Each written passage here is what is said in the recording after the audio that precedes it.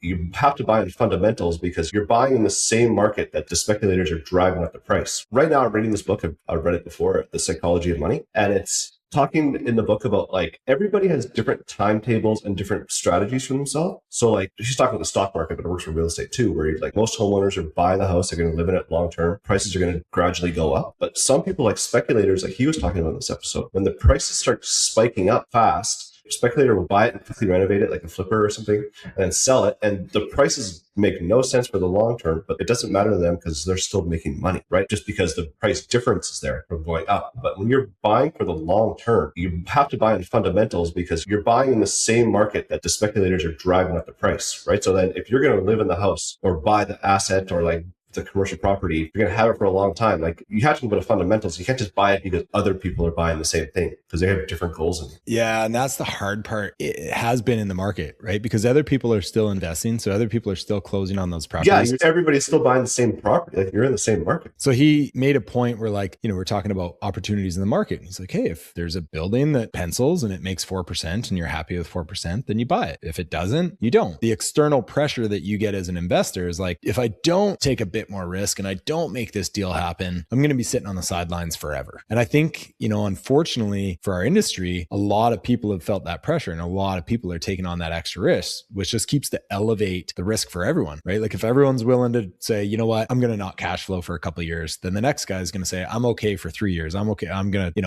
buy this property when I know that it's going to lose money.